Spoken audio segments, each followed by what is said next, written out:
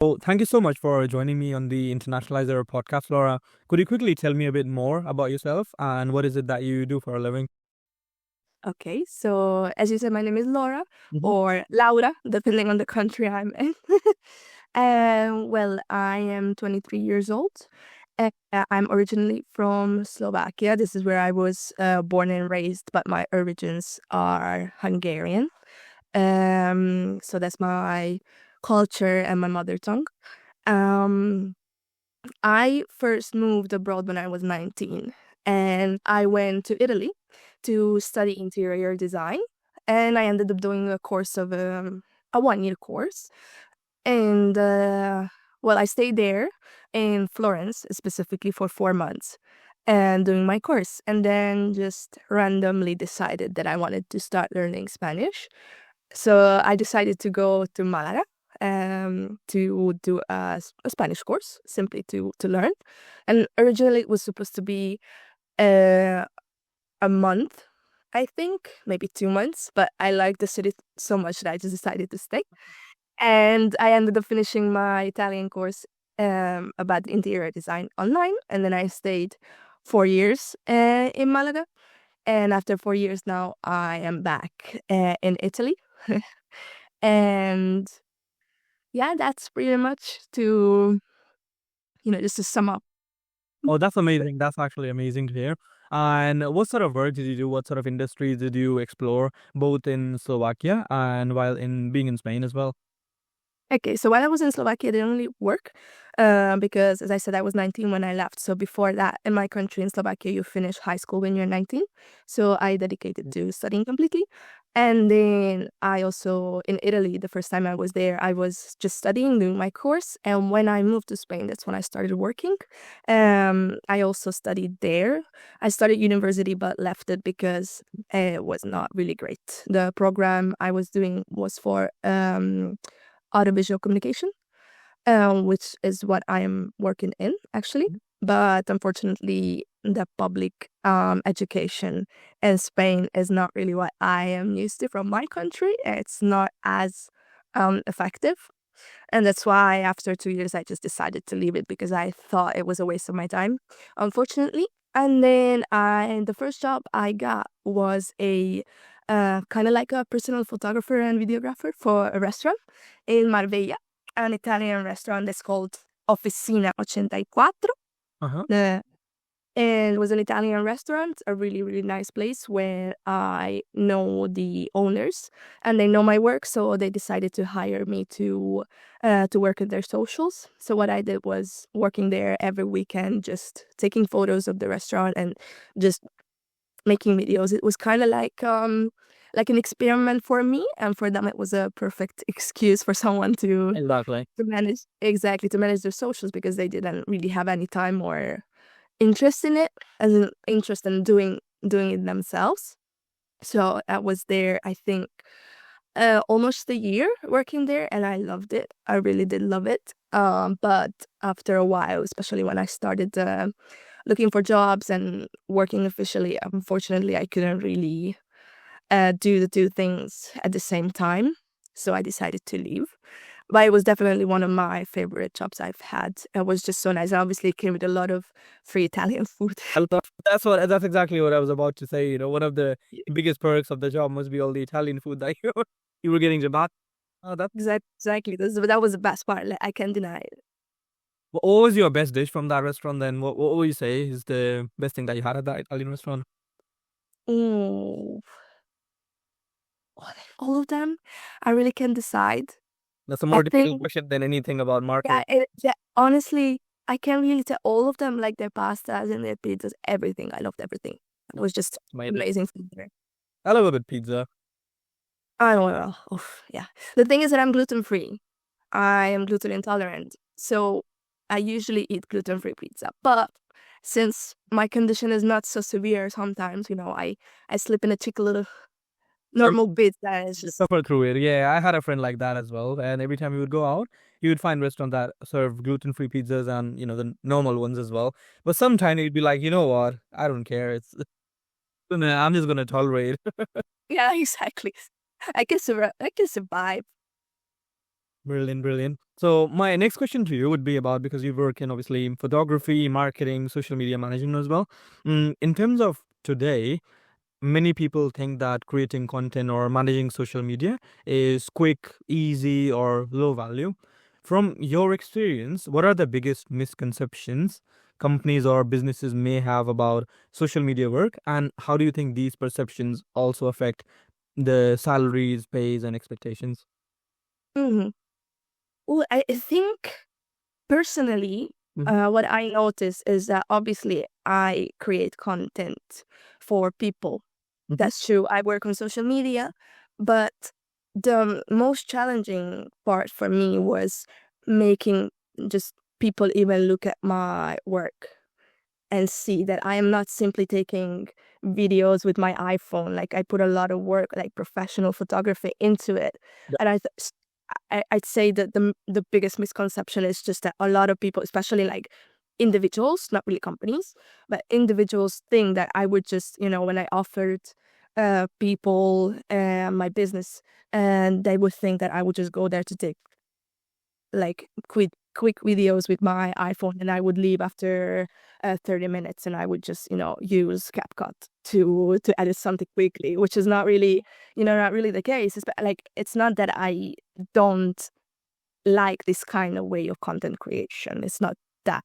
But for me, it was difficult for people to even like consider that actually my work is more based on photography and videography rather than simply content creation. It's more complicated, more compact, Yes. more Complex, I would say. think. Complex, yeah, more complex than It's more complex the than that. thing. Mm-hmm. Yeah, exactly. So actually, I have an anecdote that I think I will never ever forget. Go on there. Uh, so while I was working in the restaurant, and when I was like building my portfolio, then at that point I obviously had something to show Hmm. for companies or for individuals, and I was desperate times, desperate measures. I was texting like every restaurant in Malaga, offering them my business and offering them what I do, things like that. And I remember that a lady called me, like directly called me, and I was like, "Oh, what? Interesting." And she asked, like even in the first line when she started speaking to me, she was so rude. Like she asked me like directly, the first question was how much would it cost, and not really just how do I do things, what do I offer, just like prices. And she was like, how much would it cost, because right now I can't really pay for this. Hmm. And I was like, okay, so why are you calling me if you can't pay? If you already know you're not willing to pay. And I told her, like, I started telling her about my work and what I did, what my experience is, how I work. She didn't really care. She was like, okay, okay, okay. She told me that like I had an experience with somebody coming in and just taking pictures with their iPhone, and pictures that I could already do myself, and then edited them in like a very childish way. And I was like, okay, I get that you have that experience, but my work is different, so you could check it because I already sent you my portfolio before calling me. You could have checked it, whatever. Um, and then at that time, and even right now, I'm very flexible about my prices. Like I adapt to people. Obviously, I put a lot of work into it, so I obviously will ask for money. Like I passed the stage when I did this for free, fortunately, which was also it's part of the experience. And I told her how much would it cost, and couldn't even finish the sentence. She told me, "No, thank you, it's impossible." And I was like, "This lady just called me to fight." Honestly, honestly. So I think like the difficult part about it is it's just that people they don't always see the value in it. The work that you put into it, because it's a lot of editing. It's a lot of it's a lot of work, and like also just any kind of like taking videos or taking pictures. It's just like a lot of different takes, a lot of time editing them, especially if you're editing something, not just cutting each piece, but just putting subtitles into it. It's already a lot of work.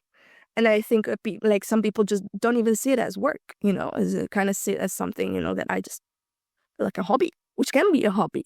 But once people ask you to do it for them, it turns into hours and hours of work. So I guess yeah, that's what is most difficult in this I get it. world. And I think it's sort of like you said, it's the perception of marketing and content creation production being sort of undervalued, as in people don't see the amount of work that goes behind it, because people will see a video or will see somebody recording videos and they'll assume that the work is just, capturing pictures or videos on their iPhone and just posting them the next day.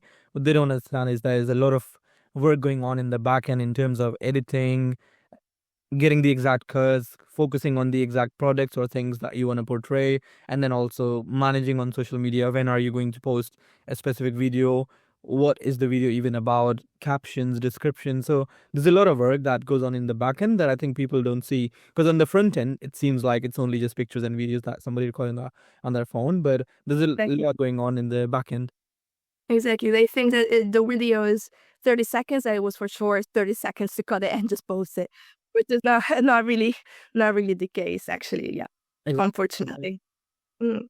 In terms of the field itself, social media marketing, content creation, the social media and content field, especially today, is more competitive than ever with all these marketing agencies, globalism, you could say.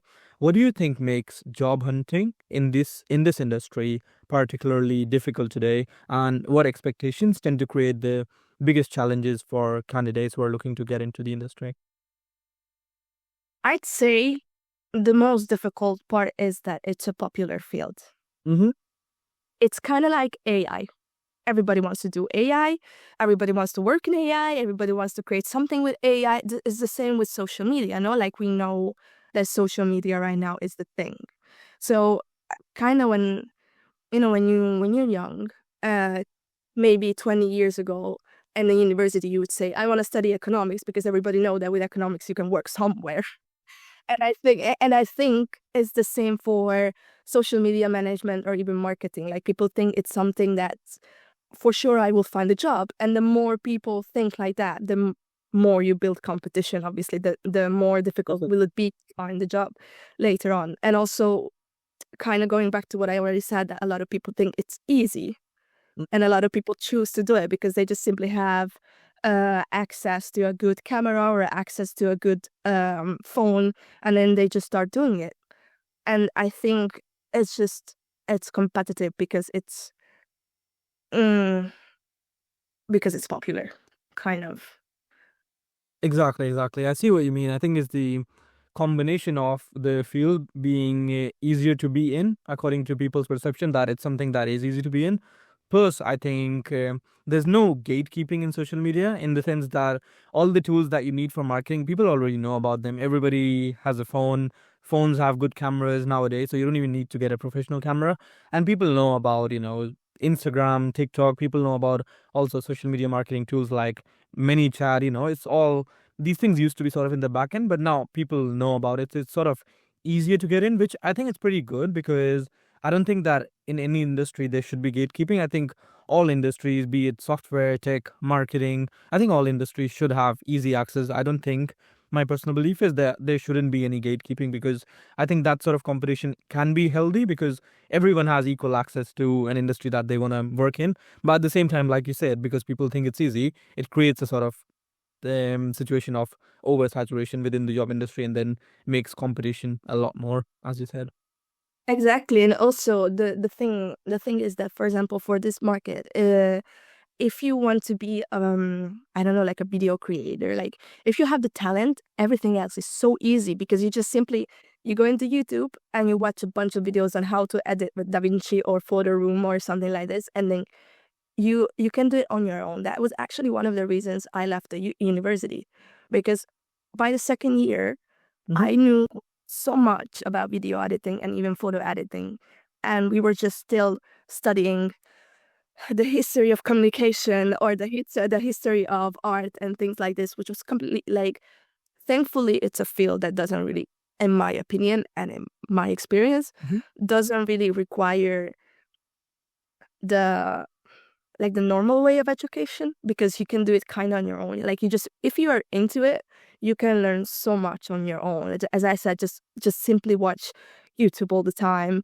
and then you start doing your own photos and then or your own videos, and then you just go on DaVinci or whatever type of editing you want to do, and then you just do it. And then that's how you learn, actually. That's how you learn, just by practicing it, basically. And also, I think that's one of the reasons so many people want to go for this field, because once they see that they can do it, Hmm. they just need to build a portfolio, and then someday eventually somebody will hire you, or you will work for free, and then slowly you will get there. And I think that's one of the reasons. Like, it's obviously great, as you said, that's cool. Like, it should be like that. Like, everybody should have easy access to this field, because we're obviously not talking about being a doctor. It's not like I can watch what you when you do. um but then again, obviously, that's like, it's a catch-22. It's great, but then it's impossible to find Yeah. work, unfortunately. So you've lived in multiple countries. How would you say has being an immigrant shaped your experiences? And what difference have you noticed between culture in Slovakia and Spain that you think can influence opportunities? Um, I said that I haven't really worked in Slovakia because I spent my time studying there, but obviously I could see my parents work, and seeing them how they handled all these things. And then I went to Spain, and I started, unfortunately, growing up and being an adult, and had to start working, and that's where I actually got into work and got into knowing the work culture there. And I have to say that in Spain, it's very, very stressful and very difficult to look for jobs, and then just to be in a job. Many people actually don't know this, but Spain, like, one of the problems in Spain is the economic problem in finding a job, and it is very difficult there to be in a good position, or be in any position in any way. And so where I used to live was the south of Spain, and the south of Spain, the Costa del Sol, is known for its tourism. Mhm. So mainly you could find jobs in working in restaurants, or just anything that has to do with tourism. That was the main thing. But if you were looking for something else, well, good luck. And yeah, exactly. I spent 6 months looking for jobs. 6 months. It was Well, awful. It was definitely one of the most stressful times of my life, because there was nothing that I could find. Uh, and even though I did try, for example, at restaurants, like, not even there, because simply if you don't have experience in something, they're not gonna hire you, which is very. It's how are you supposed to start working if nobody hires you without an experience? So that's why I had to wait 6 months until finally somebody decided to hire me, because otherwise it's very difficult. And the job culture is just it comes with a lot of stress, mhm. and actually a lot of people think that Spanish are very lazy. Laid back, relaxed. Yeah, exactly. They're very laid back, everything, you do everything to more, or things like this, which is kind of true and kind of not, because what I realize is that Spanish people actually work a lot. Like, the hours you have there is awful. Because, for example, in Slovakia, what I saw with my parents and my sister and my brother-in-law, like, what they did was they would wake up very early in the morning. They would go to work at like 7 or 8, and then they would finish by 2, 3, 4. And then you would have the rest of the afternoon to live your life, right? Because Mm. your life is not really just your job. And, like, in comparison to that, in Spain, for example, if you take my working hours, I used to go to work at 10, and then when I work starts 10, I would finish at 6, which would mean that if I lived very far from I used to live quite far away from my job, so that would mean that I would have to wake up 8 in the morning, get Mhm. ready in an hour of bus to get to my job, which is I start at 10, and then I finish at 6, and then I go back home, which is an hour of bus. I get back home at 7, and I then need to do my adult life uh, tasks, such as doing groceries and cooking, and your whole day would be just like that. And it was very difficult for me. And even when I used to work in the other shifts that we had, which meant I would have to start at 12, and then I would finish at 9 in the evening, which meant that, like, when the days I was working, I was just working. There's nothing really else that you could do. And it was very difficult for me to actually to work that way, especially what I saw growing up from my parents, that I could actually manage. Like, your day was like 50% work, 50% your life. Something that I was expecting myself, right, when I started working, but it was not really that, because it was maybe 80% working and then 20% your life, which was very difficult. And also, I saw this with my partner, my boyfriend, when he used to work in the as a waiter. And what you would see in Spain a lot of times, especially in the south, is that they would have split shifts, which would mean that he would start working, for example, let's say at 12, and then he would finish at 4. He would have a 2-hour break, and then he would start working again and finish at midnight, which also meant that if you finish at midnight, by the time you get home and by the time you have your dinner, you're not going to wake up at 9 in the morning to be productive. Hell no, which meant he was always, always, always. And then a lot of times it would be actually 6 days of the week. A lot of people work 6 days out of a week and not actually 5. And I think why so many people are laid back is because they are so stressed that they just they don't really want to work. And They're especially, already so overworked. yeah, exactly. And you see this a lot in customer service, right? Because they are just so, they don't care about helping you out at a lot of times, which I absolutely get. It's, it's annoying for you as a customer, but I also get their part. From the other side, yeah, you see why Yeah, it is like that. exactly. So for me, that was, like, that was a shock when obviously I didn't see it right away because I was at university and everything. But once I started working and I saw that, I was like, this is not for me. I honestly, like, the people that can actually do that, like, heads off. But as something that's very consuming, and especially if you imagine, if like it's consuming doing a job you like. Imagine if you're doing something that you don't even like, But then or that you hate, which happens a lot, especially there when the job uh, offers are so limited. Like, most of the people just adapt, and then actually, like, you would see a lot of like elderly, or like, yeah, you can say elderly people, or elderly, working in restaurants as a waiter, which is something that doesn't really, I don't know how is it for you, but in my country, it doesn't, like, it's just students working in a restaurant as a waiter, because it's a very like, it's mentally and physically consuming to work as a waiter. So obviously it's just, like a part-time job that you do when you're young and you just want to make some extra money. Whereas in Spain, like, people actually do that, like, as a full-time job. long term or as a career or full time. I get it. Exactly. Exactly. And like, you could tell, just obviously not everybody hates that job. There are some people that are, like it, like to do it. That is fine. That's great then. But you could see just in the customer care, again, when I said that they would just not really care about the customer, and like, you could tell that they hated what they were doing, and I don't blame them, to be honest. So I think that was like one of the first things that I noticed that was a shock to me. Like, it was definitely a cultural shock for me, um, working in Spain. Yeah. That's really interesting, and I like these insights that you just gave me, because I think a lot of people, when it comes to living in Spain or working there, they just have this perception that you work for 2 hours a day, and then you go for your siesta. You wake up, you have an espresso and a cigarette, and then you go for a siesta again, and then you go to the club. Go to the beach, you go to the club, and 2 hours of working, and the rest is like this partying and sleeping and eating. But yeah, I'm glad that you sort of bring it to light how it actually is living and working there, as well as how locals actually work, and insights about the local job market as well. So you mentioned earlier that it took you 6 months to find your first role. How was that job search like, and what was the job itself like?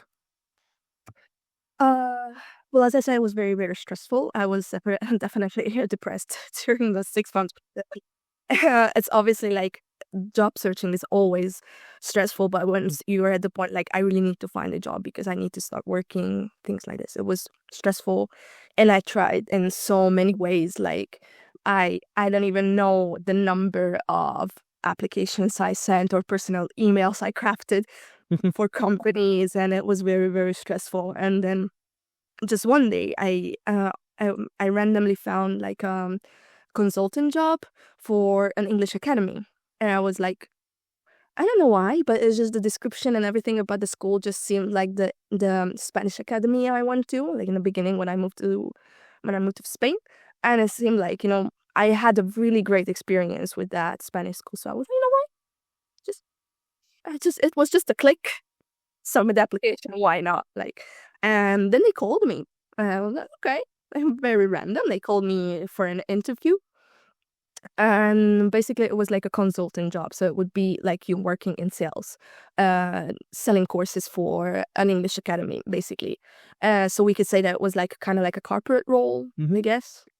And the interview went quite well. The job they offer seemed like something that's obviously not my first interest, but I'm open to it because it's something that like I had a great experience. I thought, why not? And the work they offered would be also like very similar to that. So I just said yes. And obviously because I didn't really had any choice apparently after 6 months of searching. Um and yeah, so I spent I think maybe 6 months working there before I came back to Italy. Yeah. My last question to you would be, because I've noticed that corporate environments can be exciting, but also very draining at times. What have you found most challenging about navigating corporate culture, whether that's hierarchy, burnout, expectations, or office dynamics and office politics? Interesting question. Sorry to put you on the spot. I don't even know where to start. Um, do you know like the very typical memes on Instagram and just the typical videos that they make about like corporate work being like awful, and you know them? Yes. It's Is it all true? Is that what you're saying? all true. They are all, but they're absolutely spot on. And obviously, once you're in this world, you realize that it's absolutely spot on everything. So when I started working for this English school, first it was so exciting because they like offered me training in Sevilla, which is like a city close to where I live, but it's like the capital of Andalusia where I used to live. I was just like, like they're offering me training and they are offering it to me in another city. They're gonna pay for my train, my hotel, and everything. And I was like, oh, this is a very fancy work, like something very serious, like especially compared to the ones that I used to do before. And it was so exciting in the beginning, and even like in my first month, in my first few weeks, I was just so happy. Obviously, I finally found a job. It was a job that was interesting to me, and I'm not even sure if I could tell you about this, or you might have to cut some stuff out. But and then the first thing I realized about the corporate world, which is like the managing and the management being awful, horrific.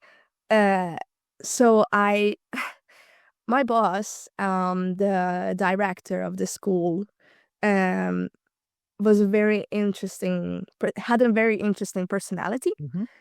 And didn't really know how to manage the school. Okay, first of all, like you need to know that the school I worked at was a franchise, and they opened in Malaga just in this February, so the beginning of the year. So everybody that was working there was obviously new to the job, and we were just trying to figure out how to make this happen. And but just the management was like just absolutely awful. I remember that every time I went home, I just had something to complain about. I actually even with Yeah, my to vent about. exactly to rant about something. And every time we would go to work, like the other parts of the company, we were just like a little few people, they would like we would just rant the whole time and just telling each other like all the extra work we have to do because the management doesn't know how to do it. I was just awful. And I even remember like, but it was just like ridiculous. I even remember. And once because I go to therapy, and when I was working there, I used to talk about my work all the time in therapy because I had to somehow, like get it all out. And I even remember that my therapist told me that every time, like every week we speak, it's like a new telenovela episode, like a new soap opera episode. And I was like, I know. It literally felt like that because it was just very difficult, like how are you going to build a school when you need to do it on your own. You don't even know how it works, and then you are relying on management. The management doesn't know how it works, so it was very stressful working there. It was very, and then obviously like time goes by, and I started up being a consultant. Right, so I was the person that would talk to new people coming in, Mhm. and then would, you know, introduce the course to them, and then I would do the sales. Obviously, once they decided to sign up, and I thought that would be my job. But I didn't actually realize that I would also be the person that would manage the whole social media, that would edit all the videos, all the pictures. I would also be the person that took care of all the students, which means uh, reception, basically, like doing like all the messages, changing classes for people, calling people once every week to check on them, to check how their classes were going, like everything. I would be just like that's a 3-person job, which happens. I don't know if it happened to you in a corporate world, but it's something that I also hear a lot, that like they would hire you for one thing and then you would do work for Multiple things, carrying multiple different things. different. Exactly. And going back to actually the first question, or maybe the second question, that like how is it like under, like, not really viewed as a job, the social media management. Mhm. So basically, I was creating with my own camera. I was creating a bunch of photos of the classes, doing reels, editing them all the time, and it was not really appreciated, because they thought that it was just something that I did like this, and they actually felt like it was, I was doing. They felt they made me feel like they were doing a favor for me, being able to edit for them. Being able to And edit that was something. Yeah. exactly, and that was awful as well, because it's obviously like something I am good at. I am a professional. Like now I can say that I'm a professional doing all this, and I did them basically everything for free. So it was just a lot, like everything. Like I remember that every day I would go home, my brain would just shut down. Like I would not be able to think. I just wanted to go home, eat, and sleep, because everything was just so stressful. They would always ask you to do so many things at the time. It was definitely a difficult 6 months for me, working in there. Um, yeah, and there's so many things I could tell you, but I'm probably you would not be able to even post it. Um, so yeah, yeah. I see, I see. That's interesting. I have a lot of stories from corporate as well, but I think what I've noticed is management always makes all the difference when you work a job. So, what kind of management you have will determine what your experience of working a job is. If it's a really good manager, if the work culture is good, then you will love having a job. You'll be like, you know what? I'm excited. Like, you'll wake up and you'll be like, I get to do this job. You know what? Let's go. Exactly. But Exactly. if it's bad management, you'll be more like, oh, geez, not again. I have to go. Yeah, exactly. Mm. Exactly. If Exactly. Because you see, this is exactly what happened at this job, at this English school, because the management I was talking about, she decided to yeah, leave after a while, and we were just so happy, and then a new person came in that was actually doing her job. Like she was actually the director of the school. Like we just, even from little things that like she helps you out, she does this call for you, or she tells you how to do this without having, you having to figure out on your own. And just the whole thing just changed completely. Like you could not even, like as you said, like you went to work with like motivated. motivated. Yeah. So it just depends so much on the management. Everything is just like, it's just, Yeah. like if you haven't worked in corporate before, you don't even, like, people wouldn't even understand what we're talking about. But once you're in that world, just Mm-hmm. Definitely. yeah, And I yeah, think it's something that I spoke about in one of the previous podcasts as well. And we were talking about good and bad leadership or management. And I brought up this point that if the leadership in an organization or a company or business is good, then they will always give a certain amount of ownership or agency to the employees in the sense that they'll have freedom to sort of determine how they carry out their work, what kind of work they do, and also they will have a say in giving feedback on what kind of processes that they need to be following. But when management or leadership is not so good, it'll be more like an authoritarian government where you're not allowed to do much. It's just you do everything that a big brother is saying, and that's about it. You just follow orders blindly, you just march to their tune, and there's no such thing as feedback. There's no such thing as the team deciding what's best for them. It's just It's just more of a top down approach, which I think most people, especially our generation, don't like to work with.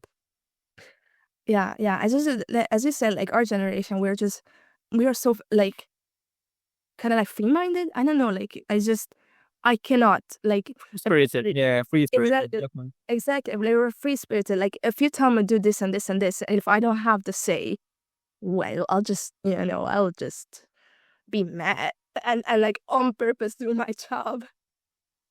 Like wrong. And it's when you start doing just the bare minimum just to, justify getting paid, and you don't do anything extra because you're not getting anything out of it. You don't have a say in how you do your work. So it affects Exactly. how much you're inspired to do a task because, you're just following somebody else's idea of what good work looks like and not your own.